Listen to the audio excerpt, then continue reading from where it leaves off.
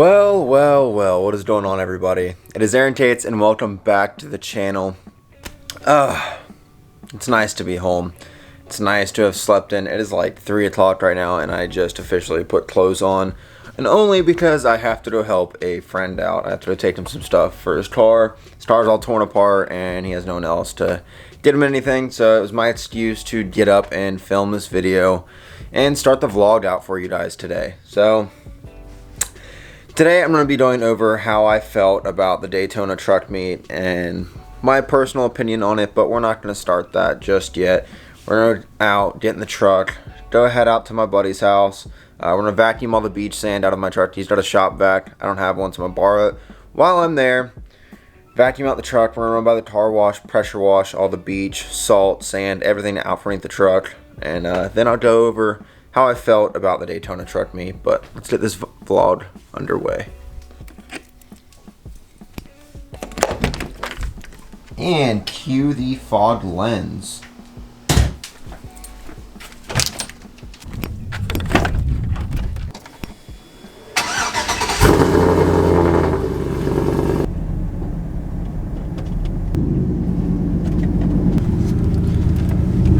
We are off and the lens is no longer fogged up. That's like the most frustrating thing about living in Florida.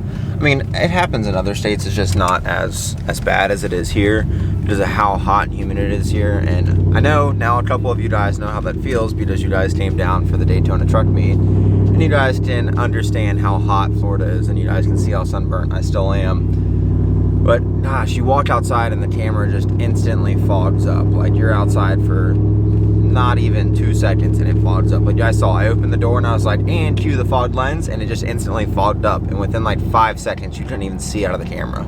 And it does that every day. I'm not going to bore you with any more driving footage because you guys can't hear half of what I say thanks to my clapped out exhaust, but also it's not very entertaining for you all. You guys don't want to just listen to me talk. So I'll see you guys in a little while.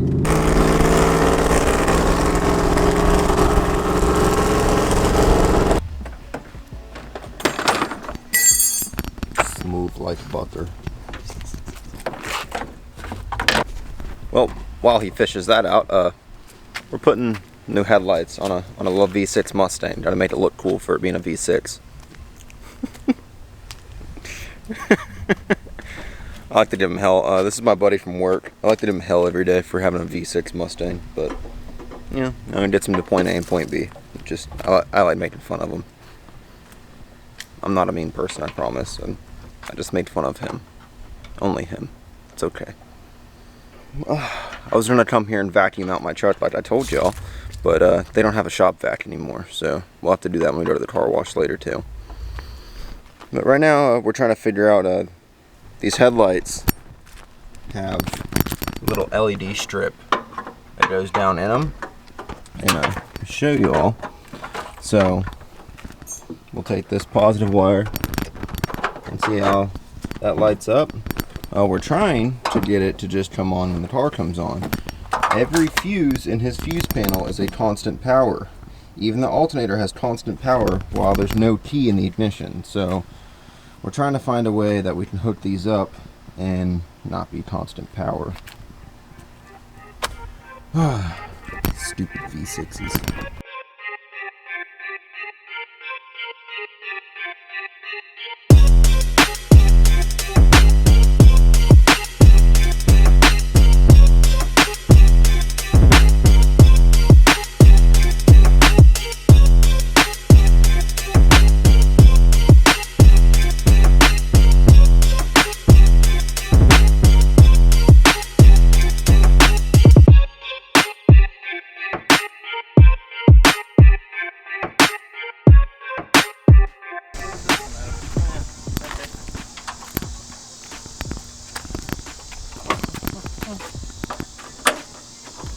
If any of you have a V6 Mustang, it's well, it's probably the same on all these, like 97 to 95 to 04. 95 to 04.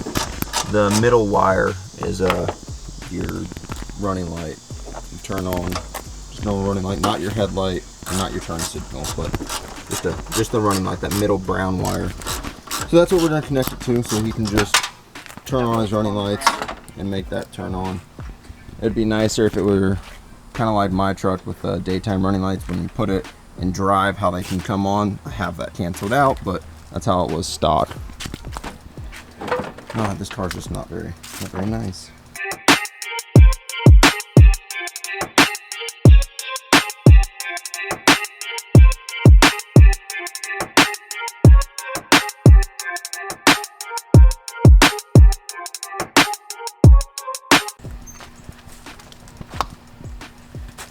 Oh yeah, that looks so much better. Hit the hazards. Oh yeah. Alright, well, we just left my buddy's house since he didn't have a shop vac. I can't vacuum out my truck. I have to go do it at a car wash. And I don't know how well you can tell, but it is 5 o'clock and it is almost dark outside because it's about to storm. But the storm is heading towards my house. I'm like 20 minutes from my house right now, so hopefully I can get a little bit ahead of the storm, vacuum out the truck, and then we can pull underneath the overhang and hose down, all pressure washed underneath the truck. I just want to get all the beach sand and salt and everything out from underneath my truck. That way it doesn't rust or anything like that. I try to do that after every time I go to the beach, because if you leave stuff like that, any type of bare metal or anything like that, it'll rust, and you gotta keep the rust off the truck. Okay, we have arrived, and what's nice about these is they accept cards, so you don't always have to have cash on you, because that's not something I hardly ever keep. So, I'll set you guys down and we're gonna get this thing going.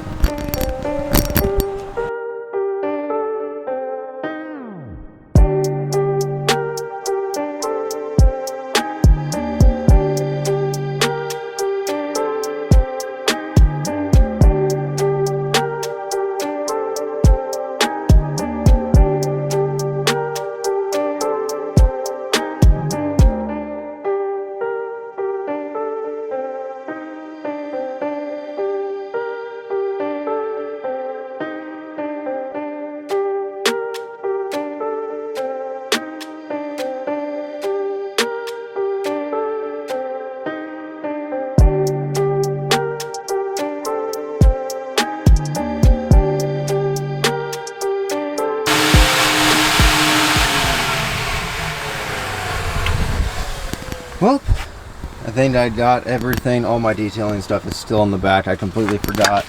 But we got all of our trash taken out and we got it vacuumed. And that was what I really wanted. All of the beach sand is out. So now we can put everything up.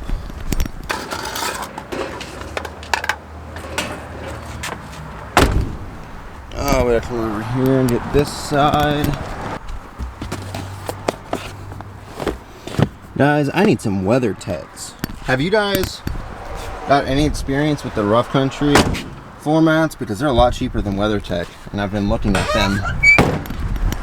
And I'm not gonna lie, I've been kind of thinking about buying some, but I want to know if anyone has any experience with the rough country ones.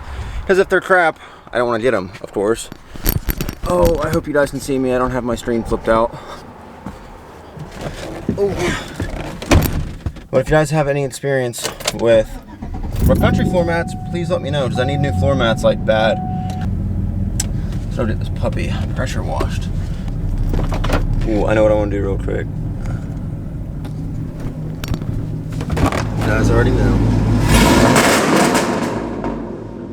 Okay, I'm not gonna lie, I think I'm deaf now. That was loud.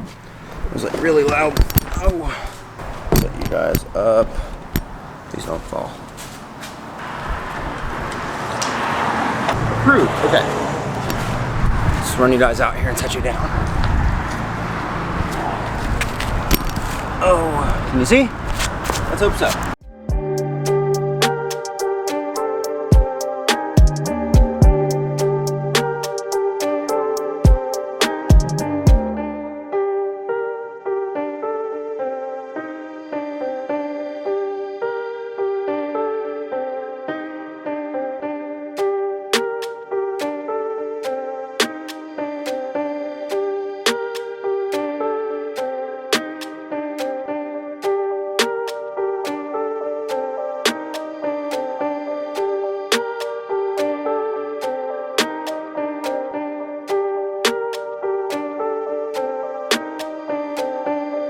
Well, the truck is officially sprayed off.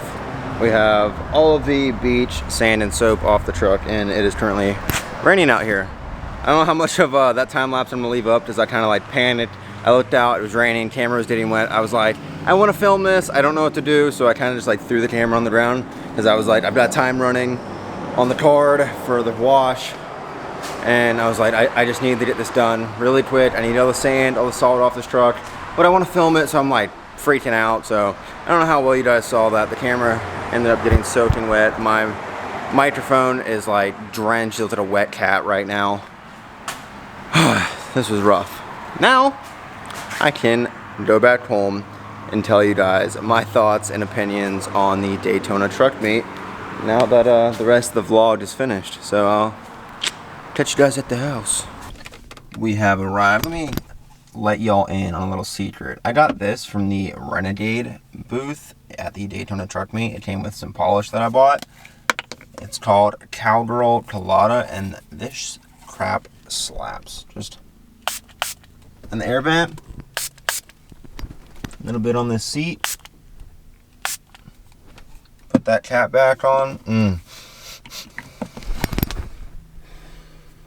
It smells like pina coladas. It's amazing. I love it. Okay, well, the lighting in my house absolutely sucks, and it's raining outside, so I can't use natural lighting. So you guys are on top of my fridge, and I'll stand underneath the one big light in my kitchen. So Daytona Truck Meet 2020 and why it sucked. This has nothing to do with truck fever. Jordan, this has nothing to do with his partner. I believe his name is Patrick. This has nothing to do with them and how they set up the truck meet. This has to do with Volusia County and the Speedway, which is mainly Volusia County. Between the mayor of Volusia County or mayor of Daytona Beach, I don't really know who it was. I know it was a mayor of somewhere, released a news interview saying that the trucks don't bring money to Daytona and that we just cause problems. Well, I will say our hotel was sold out within a couple, like month or two of the truck meet being rescheduled. Our hotel sold out. 95% of the hotels sold out. All restaurants have over an hour wait to eat at them. All Airbnbs are booked. I don't get how we don't bring money. I don't understand what you're saying by we don't bring money. Every gas station is completely packed. So restaurants full, hotels full, gas stations full. Any shopping places are most likely full. The Speedway completely full. The beach completely full.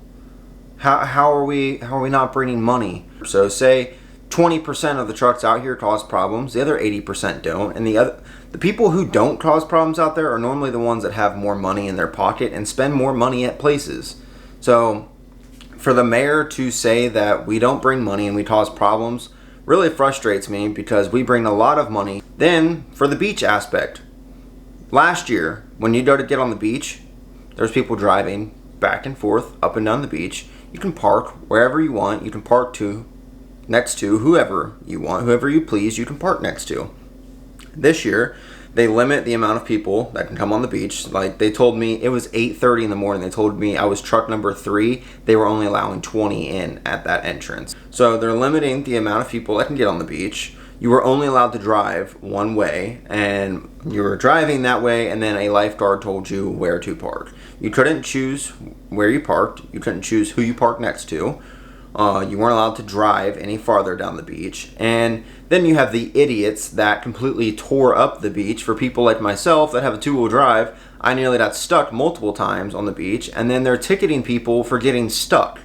How can you ticket somebody for getting stuck? Like, what happens if you come out there in a car and you get stuck? Like, that's not your fault that some idiot tore up the ground. They're ticketing people $250 if you got stuck. So we went back to the Speedway. Well, the first day, the rules were if you couldn't socially distance outside, you had to put a mask on. Well, after a couple of helicopters and cop cars and probably someone that worked for the news came through the Speedway, within, I think it was like 2 or 3 hours of the Speedway being open on Friday, shut down, you gotta have a mask at all times. People come up to you on golf carts, put a mask on. If you're not going to put a mask on, you have to leave. They're checking temperatures coming into the speedway. So the speedway was crap. There was like no vendors there. And then outside of the speedway, normally there's the after hours meet. So we purposely stayed at the Daytona 1 autograph collection because there was supposed to be the after hours meet. And that was even posted on the website. Like, I'm coming at you right now, Truck Fever. That kind of pissed me off. I could be wrong on that, but I remember checking the website and it was going to be on, and then all of a sudden it was off. That pissed me off because we stayed at that hotel for after hours, because after hours gets a lot of attention and there's a lot of dumb crap that happens. And I have this camera, and that's a big reason of Daytona is to get stuff on camera. So after hours didn't happen, so now there's more people on the road. Cops are being assholes. I don't want to complain anymore. I'm getting frustrated complaining. I don't like complaining on YouTube. I don't like complaining in general. It's a really negative outlook. It doesn't look good. The positive thing is Daytona did happen this year. I got to meet a lot of you all. That meant a lot to me that I got to meet some of the people behind this camera. You guys came out. You guys talked about the truck. You guys posted it on your Instagram. I got a picture with one of you. It was great. It was nice to meet you guys. It meant the world to me to get to meet some of the people that support me on the other side of this camera. And I just can't wait until next year when Daytona is in full effect. Next year for Daytona, the truck's going to be completely different. I will be keeping the Chevy because now what I want to do to it is going to get some attention. So I want to thank you all for watching this video. If you guys like these vlog style videos, drop a like, go down, hit that subscribe button. I'm going to try and do this more vlogish style video more often. I'm going to kill my cat in the background.